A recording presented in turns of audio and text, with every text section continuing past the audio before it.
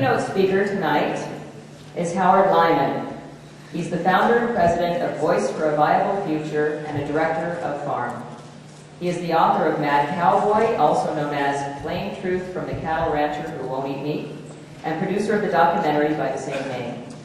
Howard actually did spend most of his life running a cattle feedlot and dairy farm, and has been making amends since then as the most prominent and popular spokesman for veganism. He warned about the danger of mad cow disease long before any of us would spell or pronounce encephalopathy. Several years ago, Howard's fame exploded when he won 2 food disparagement lawsuits filed by Texas beef producers and with some help from television hostess Oprah. Please welcome Howard Lyman.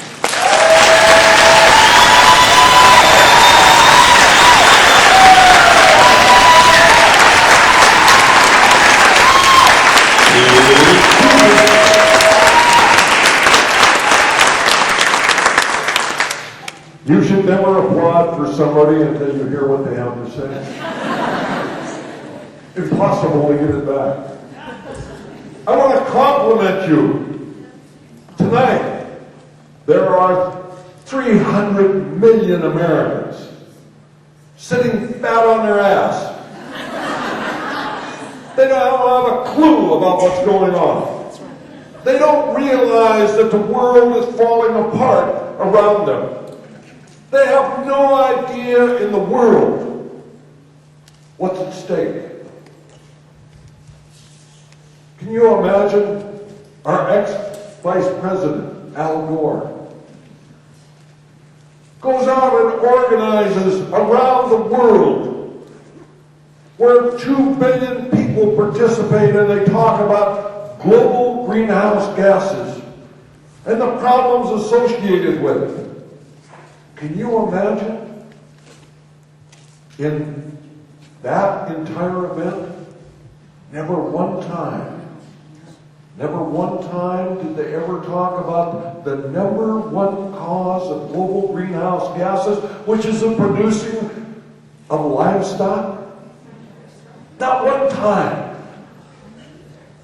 My good friend, Paul Watson, wrote an essay. And he said, if we took a vegan driving a Hummer, would produce less greenhouse gases than a carnivore riding a bicycle.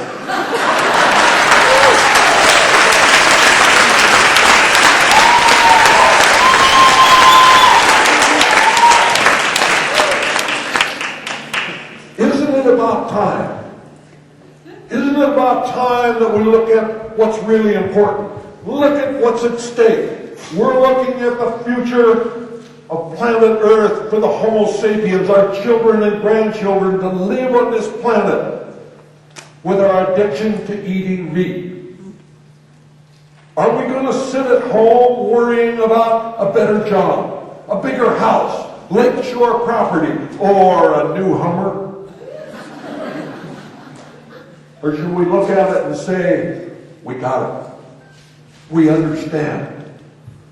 We're going to go out and take the multinational meat industry and we're going to go out and we're going to take them to the map and we're going to end up winning this fight.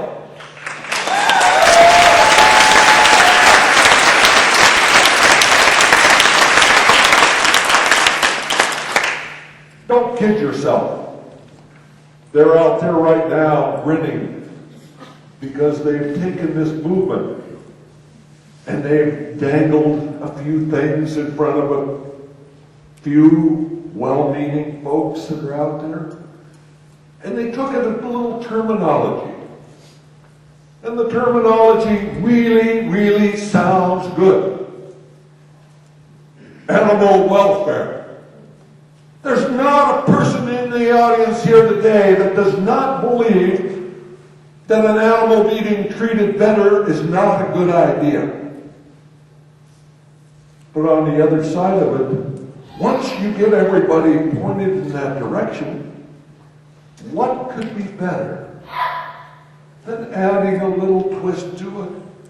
That if we're going to really talk about welfare, that we're going to really treat the animals well, and they're going to be living happy, why not kill them and have humane meat?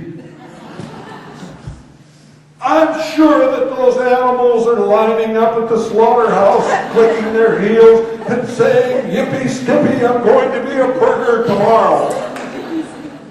Bullshit!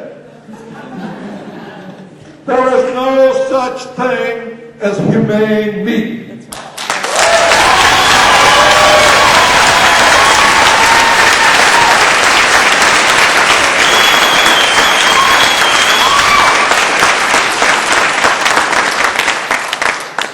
I told you when I started that this game right now is 300 million to a handful. But we're winning. We're the ones that terrified them enough that they went out and started dangling all of the dollars in front of a few individuals in the movement that were willing to lean over, lay down, talk about, well, you know, a little slavery is not bad. I mean, we could have a larger field crate. Can you imagine when Alex started out, if he would have been out there and he talked about people, what we really want to do is we want a field crate that allows the animal to exactly lean around, see what his tail looks like? Where in the hell would we be? You cannot go and forget about what we set out to do.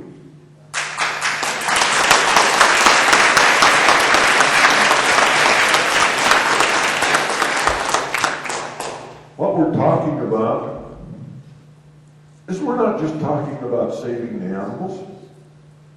We're talking about saving this planet. We're talking about a future for our children and grandchildren. All we need to do as activists is the day that we die that we are able to say, I did what I could do. And if you don't think that we can make changes, ask yourself, how about that damn crazy ex-cattleman?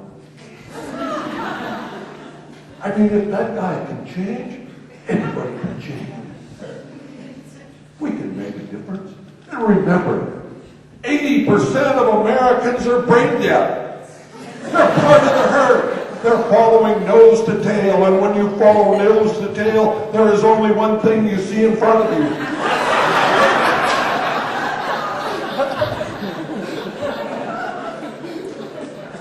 Forget about trying to reform Joe's six-pack.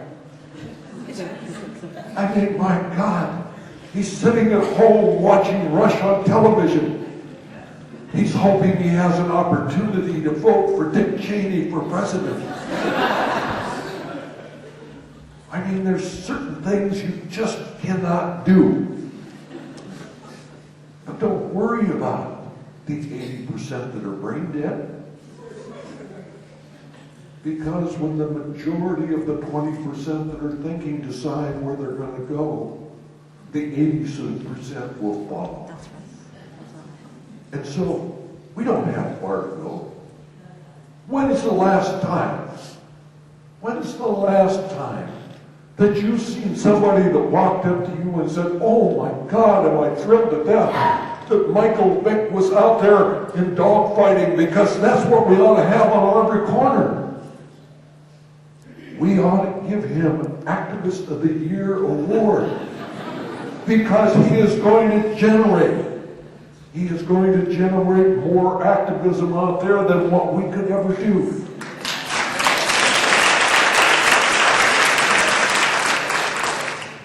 When I went on the Oprah Winfrey show, I went there just to tell the truth.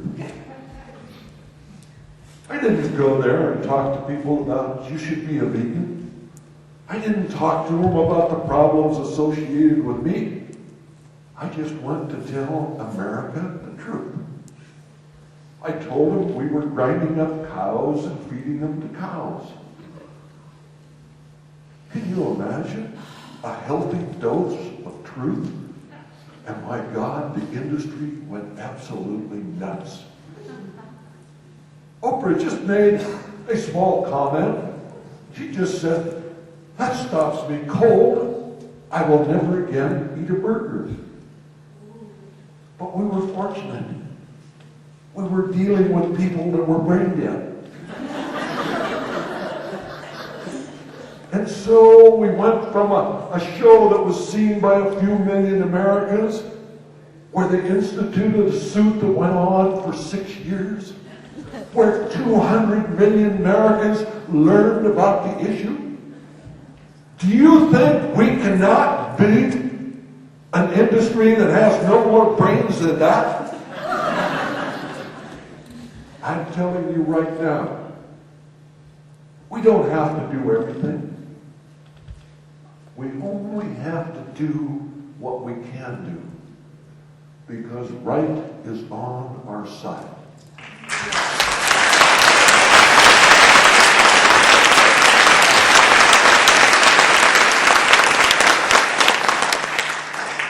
There's no such thing as humane meat.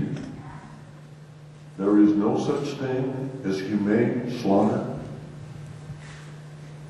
But there are things of love, compassion, caring. We can change this world.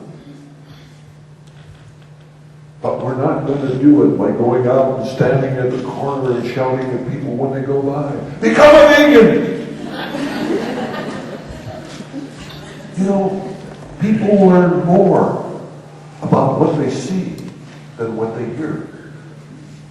It's about time of us that are activists to start walking our talk.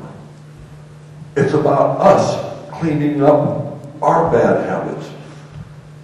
And when we do that, the National Restaurant Association says right now to their members, and remember, they are not a vegan organization, and they put out in their magazine and they say to their members, they say, 20% of all meals purchased in restaurants today are dictated by vegetarians. My God.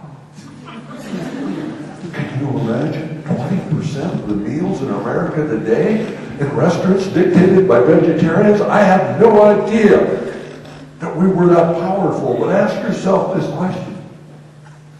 5 people go to dinner. One of them is a vegetarian. Who do you think is going to pick the restaurant?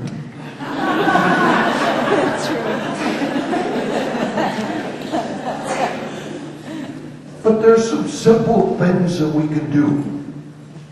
When you go to dinner with your friends, you don't want to say to them, remember, you don't want to order any of that dead flesh. What you do is you order first. When the wait staff comes and they say, can I take your order? You say, absolutely, I'm ready. I'm a vegan. I don't eat anything with a face, liver, or a mother.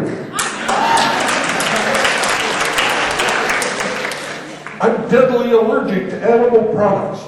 My wife is greedy as hell. She makes sure that I go to a restaurant that has deep pockets, because if you feed me animal products, I fall over dead. She's waiting there to sue. Now, you haven't said anything to your dinner companion, but all of a sudden you see them reaching over, grabbing the menu, taking another look.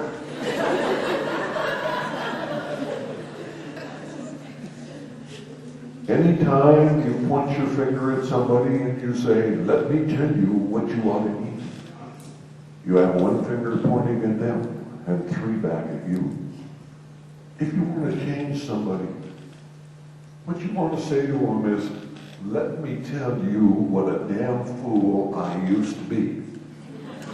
And I guarantee you, they're on your side. There is no doubt about it. you tell them, you know, I used to eat dead flesh. I used to eat carcasses, but I don't do that anymore. We have a very limited amount of time to win this war. I don't think that there's one of you here that when you walk out of the door of this conference, you should have a nickel left in your wallet. You should even have some IOUs. You should be loaded down with books and videos and all of the kind of information that's out there. When somebody says to you, where have you been? You say, well, I don't want to tell you about what an eye-opener it was for this sinner. Our job is to go out, and when people are ready to learn, we need to be there. But remember, people have to learn this thing about 7 to 9 times before it sinks in. It's like building a car. You don't put one coat of paint on it. You put a coat of paint of undercoat on it, and then another one, and finally you have enough coats of paint, and all of a sudden it's just like that when you're trying to educate somebody, and they say, I got it. I understand.